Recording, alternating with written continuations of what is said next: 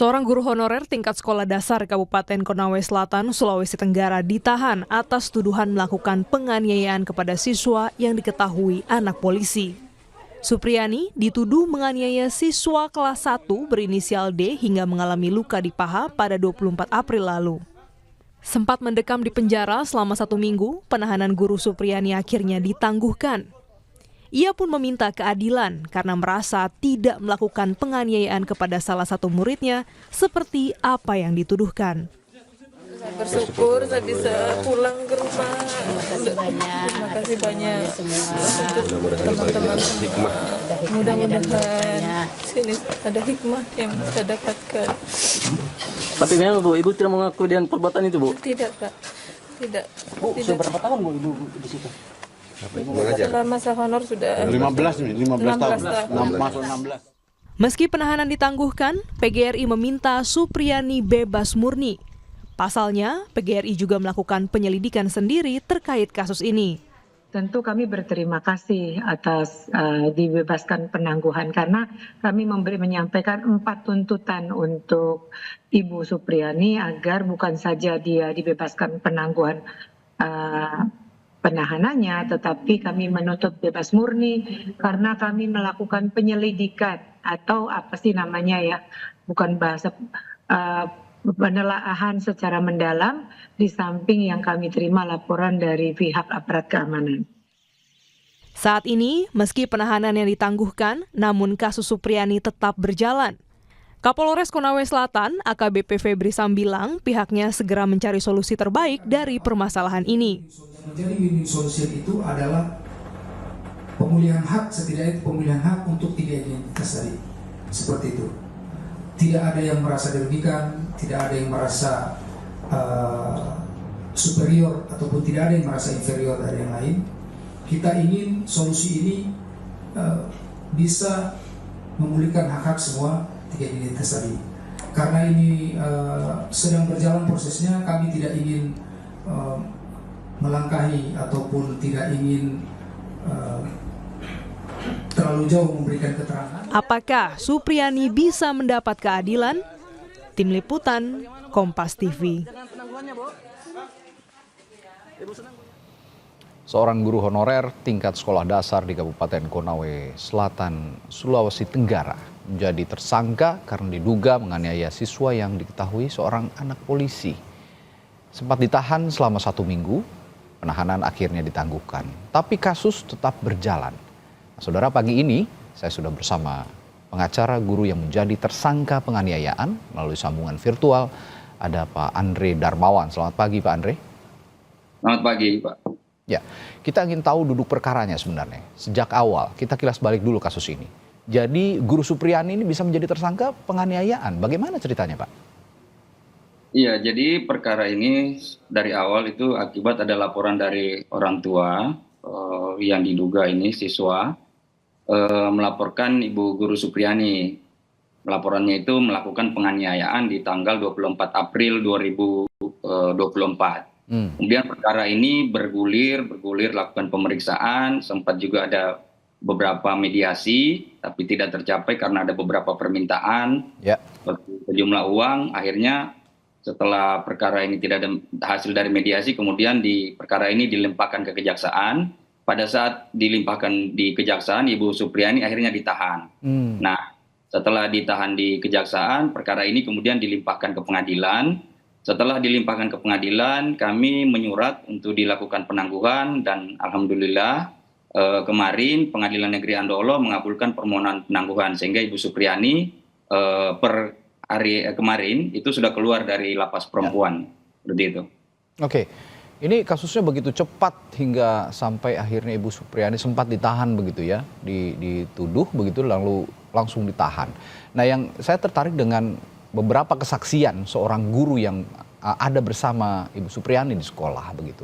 Salah satunya adalah wali kelas 1A, di mana 1A ini, kelas 1A ini adalah kelas yang di mana seorang anak polisi itu berada begitu ya, kurang lebih begitu informasinya. Koreksi kalau saya salah Pak Andre. Tapi seorang wali kelas ini bernama Ibu Lilis Herdina Dewi ini mengatakan bahwa sejak pukul 7 pagi hingga pukul 10 pagi waktu Indonesia Tengah, ini dirinya berada di kelas itu, di mana anak itu berada, yang diduga menjadi korban begitu, tapi tidak ada sama sekali Ibu Supriani di sana dan ada tanda-tanda melakukan kekerasan. Apakah betul seperti itu kesaksian? Iya, baik. Jadi terkait dengan informasi atau keterangan dari Ibu Lilis, kami juga kemarin sudah seharian kami coba bertanya atau melakukan klarifikasi kepada Ibu Lilis. Memang bahwa tuduhan daripada pihak kepolisian kan Ibu Supriani ini menganiaya anak tersebut di kelas 1A. Nah, Betul. kelas 1A itu kan adalah kelas dari Ibu Lilis. Nah, keterangan Ibu Lilis bahwa Ibu Lilis itu dari sejak jam 7 sampai jam 10 itu tidak pernah meninggalkan ruang kelasnya. Ya, oke. Kemudian kalau jam 10 yang dituduhkan, menurut Bu Lilis bahwa itu kan anak kelas 1 SD. Sesuai jadwal, jam 10 itu sudah tidak ada anak-anak karena sudah pulang. Sudah pulang. Itu jadwal pulang. Nah, makanya kalau dituduh yang menganiaya anak tersebut, anak yang mana? Karena menurut Ibu Lilis, anak-anak itu sudah pulang semua dan Ibu Lilis pastikan itu. Saya klarifikasi kemarin ke Ibu Lilis. Oke, berarti sejak pagi sampai pukul 10 dan setelah itu anak-anak pulang pukul 10 dan seterusnya, Ibu Supriani berada di mana sebenarnya, Pak? Ibu Supriani mengajar di kelas sebelah, yang lain. Kelas 1B. Oke, di kelas yang lain Ibu Supriani mengajar, sehingga ya bukti-bukti itu sebenarnya sudah cukup menguatkan gitu ya, bahwa Ibu Supriani tidak melakukan apapun seperti yang dituduhkan begitu. Nah, ya, hanya sayang bahwa ini keterangan-keterangan ini tidak dipertimbangkan oleh dipertimbangkan. Dan prosesnya begitu cepat sampai Ibu Supriani akhirnya ditetapkan tersangka dan akhirnya ditahan gitu ya. Justru yang dipertimbangkan keterangan anak yang menurut kami itu tidak bisa dikategorikan sebagai keterangan saksi karena tidak memenuhi syarat kan. Sejauh ini si anak ini yang diduga menjadi korban menceritakan hal apa saja sebenarnya sejauh ini, Pak Andre? Menurut informasi dari Ibu Lilis juga ya, Ibu Lilis, pada saat tanggal 26 itu kan Ibu Lilis sempat ditelepon oleh ibu korban. Nah, ibu korban menyampaikan bahwa awalnya anak ini kan dia dimandikan, kemudian dilihatlah luka-luka itu kan. Luka-luka itu. Nah, ditanya ke ibu korban, kenapa ini anaknya awalnya menjawab bahwa dia jatuh di sawah.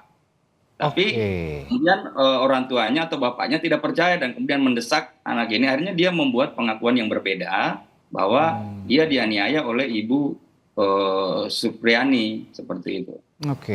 Ini ada dua peristiwa yang berbeda. Sebelumnya mengaku jatuh di sawah, tapi ketika pulang ke rumah menemui orang tuanya, menurut Anda tadi dikatakan didesak oleh sang orang tua, sang bapak begitu ya, sang ayah, untuk mengaku bahwa ini adalah akibat penganiayaan begitu kurang lebih. Nah, ada informasi begini Pak Andre, jika keluarga murid ini yang orang tuanya merupakan seorang anggota kepolisian, ini sempat meminta uang damai katanya 50 juta, apa benar begitu? Iya, kami kemarin juga sudah sempat mengklarifikasi terkait itu. Kami kemarin ada kepala desa Wonoraya, kami tanyakan seputaran itu. Jadi kepala desa sempat menyampaikan bahwa benar ada permintaan itu, bahwa kalau kasus ini mau damai, itu harus bayar 50 juta dan tidak boleh di bawah itu. Nah, itu disampaikan oleh seorang penyidik Polsek Baito itu kepada kepala desa. Penyidik menyampaikan bahwa ini adalah permintaan dari orang tua korban, seperti itu. Nah, dalam kondisi seperti itu kan Ibu Lilis, kondisi guru honorer 16 tahun yang gajinya 300.000 per bulan itu kan sesuatu yang tidak memungkinkan. Iya. Dan Ibu Supriani sendiri bersama sang suami begitu mengatakan kami ini hanya orang kecil gitu ya. Tidak mungkin untuk membayar uang sebesar itu dengan penghasilan yang jauh dari apa yang diminta untuk uang damai itu yang dimaksud. Nah, Pak Andre, saat ini kan memang penahanan ditangguhkan, tapi kasus tetap berjalan. Dikatakan oleh Kejaksaan, lalu juga bahkan seorang Wakapolda di Sultra juga mengatakan ya kita lihat saja penyidik akan bekerja profesional dan kasus tetap akan berjalan. Tapi pendampingan Pak Andre sendiri terhadap Ibu Supriani dan apa yang akan dilakukan ke depan, apa saja Pak kira-kira? Iya, jadi walaupun sudah ditangguhkan, tapi status Ibu Supriani saat ini kan masih terdakwa. Betul. Jadi kita akan mulai sidang itu hari Kamis, ya besok ya. Nah, dari tim penguasa hukum kami sudah persiapan, kami sudah membaca semua berkas perkara, kami juga sudah mengumpulkan bukti-bukti bahwa memang perkara ini janggal dan dipaksakan ya. Sesuatu yang seharusnya tidak cukup bukti, kemudian dipaksakan menjadi pidana dan akhirnya sampai ke pengadilan. Seperti itu. Kami sudah siap untuk membuktikan di persidangan bahwa Bu Supriani ini sebenarnya tidak bersalah, tapi harus dipaksa bersalah. Seperti itu. Ya, sekarang sidang akan berjalan nanti perdana pada pekan depan dan bukti-bukti sudah cukup ya Pak Andre, bukti-bukti yang diajukan sudah cukup menguatkan bahwa Ibu Supriyani ini sebenarnya tidak bersalah dan tidak sesuai yang dituduhkan. Ya, dari keterangan saksi kemudian juga bukti hasil visum kami melihat bahwa tidak sesuai atau tidak sinkron dakwaan jaksa yang mengatakan bahwa Ibu Supriyani ini melakukan pemukulan dengan gagang sapu sebanyak 1 kali, tapi luka-lukanya itu yang timbul kan luar biasa. Ada semacam melepuh, ada gesekan dengan benda lain. Ada luka melepuh juga. Kalau melepuh biasanya kan luka bakar, Pak. Iya, makanya ini yang aneh begitu kan. Di dakwaan jaksa kan mengatakan bahwa itu dipukul pakai gagang sapu yang ringan itu 1 kali. Nah, tapi kan dampak yang ditimbulkan kalau menurut kita itu bukan, dan semua ini sudah viral di media, dilihat bahwa banyak yang menyatakan bahwa ini bukan bekas luka pukulan. Baik, Pak Andre, terakhir saya ingin bertanya juga bagaimana kondisi Ibu Supriyani saat ini, Pak? Ibu Supriyani kemarin masih menangis terus, kami memberikan penguatan dan sampai saat ini kami coba amankan di Rujab Camat ya, karena Ibu Supriyani sepertinya masih dihubungi dan ada beberapa pihak yang kami ingin memproteksi dulu supaya Ibu Supriyani bisa tenang begitu. Ya.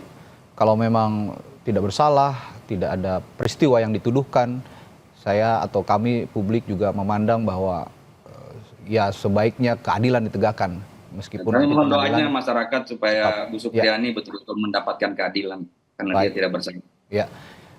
Terima kasih Pak Andre telah berbagi informasi di Sapa Indonesia Pagi. Pak Andre ini adalah pengacara dari Ibu Supriyani, guru yang dituduhkan melakukan kekerasan terhadap anak didiknya. Terima kasih Pak Andre, sampai jumpa lagi Pak Andre Darmawan, sehat selalu. Saudara, masih ada informasi penting lainnya yang akan kami sampaikan setelah jeda di Sapa Indonesia Pagi. Hari ini Presiden Prabowo akan menggelar sidang Kabinet Paripurna Perdana bersama semua menteri yang baru dilantik. Bagaimana persiapannya dan apa saja yang akan dibahas, kami hadirkan informasinya setelah jeda. Tetaplah bersama kami.